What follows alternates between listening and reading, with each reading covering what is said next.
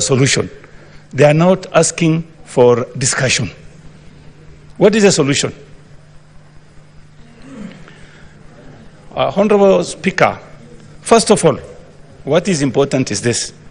When the President discussed this issue of the finance bill, I know his intentions were very good, but the problem was communication. It was not communicated well, and that is why we are facing the problem we are facing today. Honorable Speaker, our problem is not the issue of finance bill only. This country is rotten to the core. What is our problem? Problem is excesses, number one.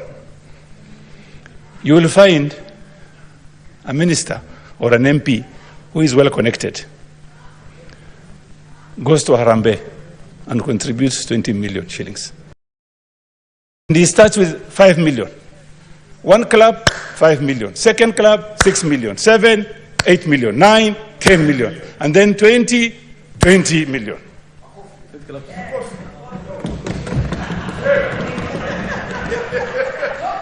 Honorable Speaker, if somebody from Marsabit calls me and says, hawa watu wametoa hiyo pesa wapi mzee? I told him, I don't know. Wametoa wapi? I don't know. I saw a minister, CS, wearing a watch inaitwa Hublot. I don't know if it's Hablo or Hublot. That one I need to be corrected. Costing 3.2 million shillings. If you look at his belt, 500,000 shillings. His shoes, 680,000 shillings. The suit, almost 1.2 million. 6 million shillings.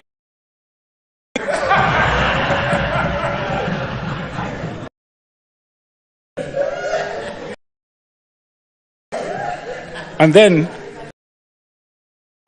then if someone asks him, he says, I'll go to where your kotini says. Gen Zs have brought these issues, and we are going to face it head on. Honorable, if we want to stop corruption and excesses, we must start from the counties.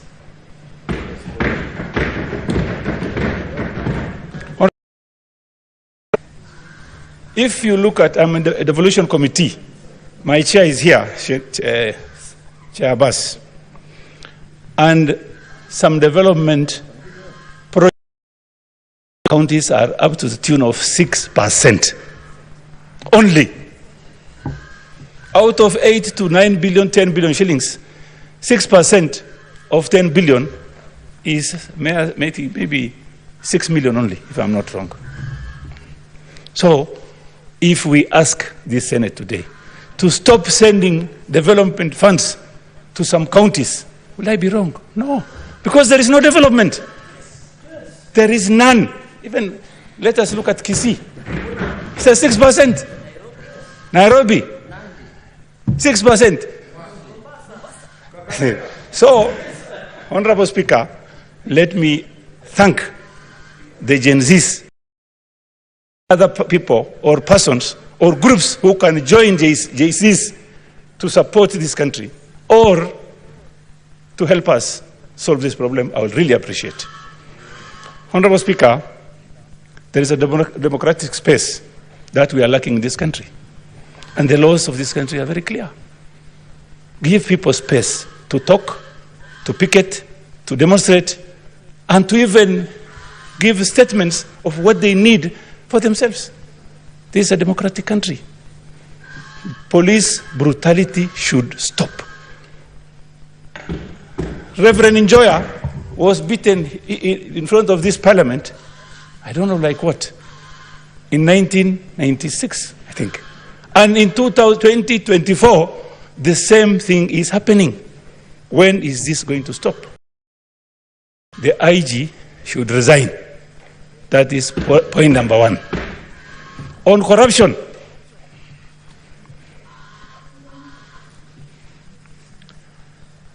EACC, Honorable Speaker, if you report something today to EACC, after 1 hour, somebody will call you from Marsabit and say, oh, did you go to EACC? What did you report there? How would this person know? 500 kilometers from Marsabit. It's definitely somebody who is in that office leaking that information. Well, if you ask me today, it should be disbanded like yesterday, not today. Honorable Speaker, we are seeking solutions here. And this is what Jay-Z's want. That is what they're asking for. We stop our excesses. What is wrong if the president today says, ministers, why don't you sack them? Let them go home. There are other people, Kenyans, who can do the same job effectively and efficiently. Futa wakasi, sack them. The other day you heard about fertilizers. That man is still in office. Cooking oil. The CS is still in office. And the president is aware. And the CEO of Kenya National Trading Corporation said, why do you ask me these questions? My seniors are the people who sent those to my office. Who are these seniors? The president should sack all the ministers, employ afresh ones, and we move forward. On the borrowings, Honorable Speaker, if you look at President Moi's budget in 2007 was 2.18 billion shillings. The expenditure was 324 billion. Similarly, President in 2012, the budget was at 1.52 trillion. And today, our budget is at 3.9 trillion shillings. Honorable Speaker, we have a problem.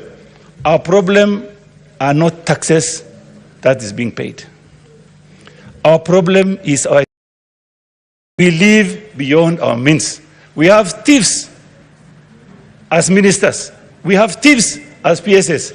We have thieves as MPs. We have thieves as senators. Honorable Speaker, let's not spare this house also. We have a problem. We must start from this house. We must start from this house. Everybody knows how much we are earning. Even in this house, there are people who live extravagantly in this house, and we know who they are. Honorable Speaker, there are issues about counties. There are devolved functions that have not been transferred up to today. Why do we need regional offices, regional bodies doing some work that's supposed to be done by the counties? Do you know the reason? Because of corruption. Yes, that is what is happening. You create regional offices, and then yet, constitutionally, those issues are supposed to be in the counties. They are devolved. Why do you keep the money here? I want to ask our president, if he really loves this country, let him follow our constitution. Let him send counties. Even CDF money should go to the counties. This is not MP's business. It should go to the counties, managed by the counties. We have regional offices, even in Marsabit. We have regional offices in Isiolo. We have one operating from Garissa. So many offices. These are conduits of theft. Honorable Speaker, and I really appreciate what our majority leader has done today. He has opened the free space for us to talk. And you remember, our Deputy President said, there are some people who have eaten so much, they start vomiting on us. That is very true. Very, very true. I want to urge our President, this is the right time, the right opportunity for you. Don't wait for these young boys and girls to come and talk to you. I've asked for, please start by, first of all, sacking all the ministers. Futayote, PSS, regional offices, take it back to the counties. And the president should support the county government. And Honorable Speaker, the county government also should stop its excesses. What I would urge this House to do is to visit counties so that we the employment programs and the development programs. And then we come up with a law that will curtail theft in those counties. About 2 months ago, your Honorable Speaker, Governor for Marsabit was brought before EACC. And 2 months since then, they are bragging around Nairobi area saying, kwani EACC ko, what can be done to us? There is nothing that can be done. Oh, we are dying. We sit in his helicopter, we take photos with him. Who will touch us? I want to ask the president, please, don't dine. Don't sit with thieves. Fukuzawa, chase them away. When you are seen with the president, you think like now there is no case against you. There is a case against you. And I want to urge ODPP also to, in fact, it should be disbanded. There's nothing they are doing. Like I think Honorable Khalwale has said, they select who to prosecute, who to take to court, and who not to take to court, depending on which party you come from or where you come from. And that's very serious, Honorable Speaker. I want to today thank God, Jesus, for creating this space for us to talk what we want. Honorable Speaker, there is the issue of cooking oil, imported cooking oil.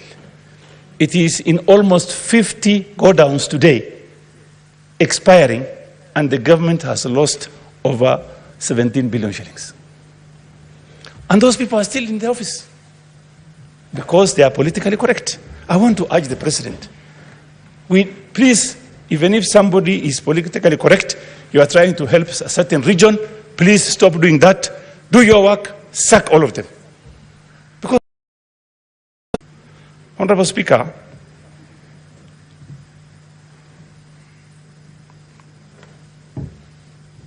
I want to ask our majority leader and minority leader to think about what we are going to do in order to handle issues in the county governments. Because the problem starts with the counties. Every Gen Z comes from a county. Honorable Speaker, if you go to your county today, you will find foreigners, people from I don't know where, work in those counties.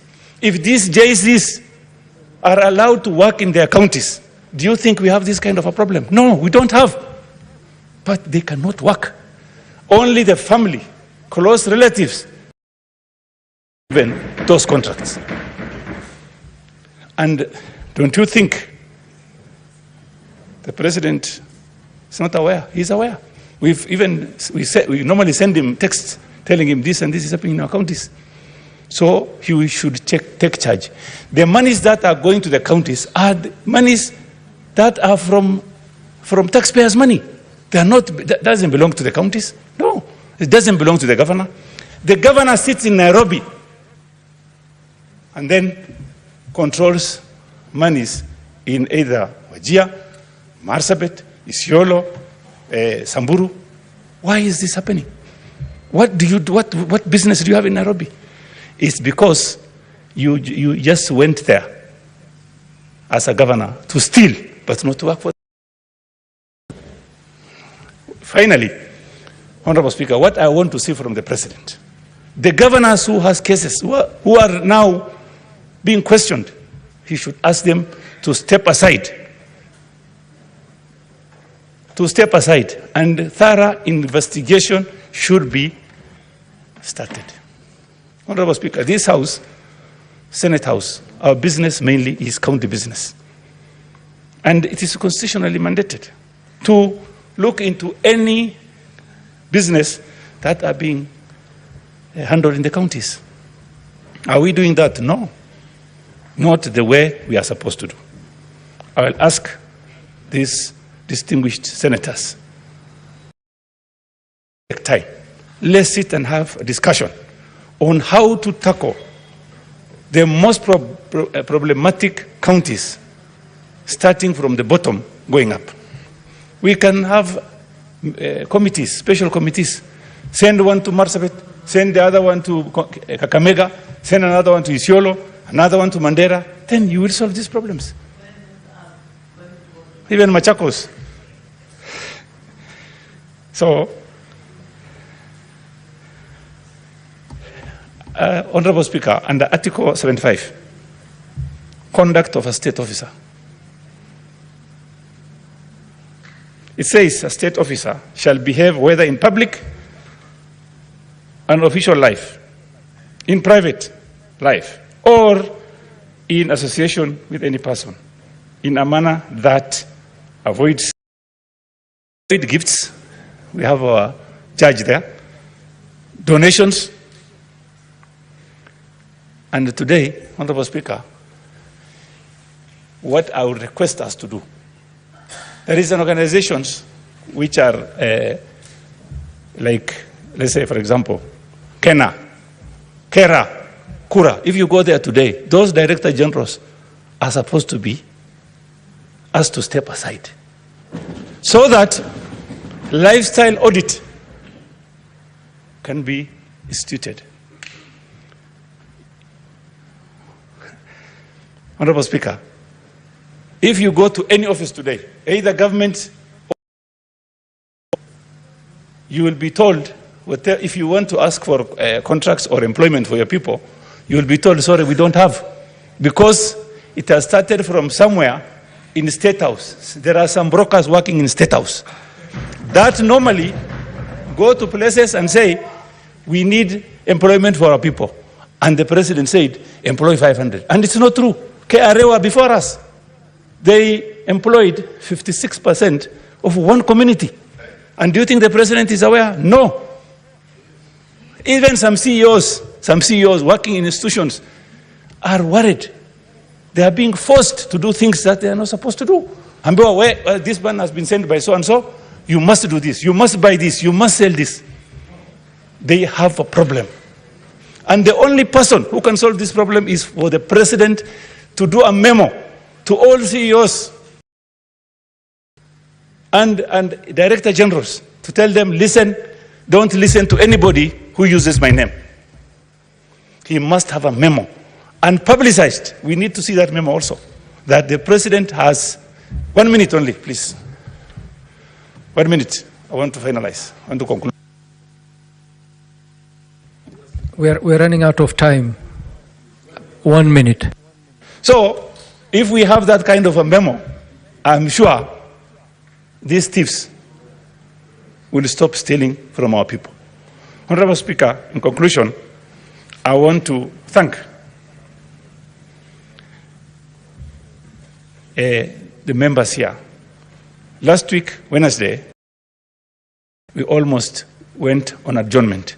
And I want to thank the 19 senators who said we should not go, including myself. And today, our majority leader has seen the fruit of us saying no.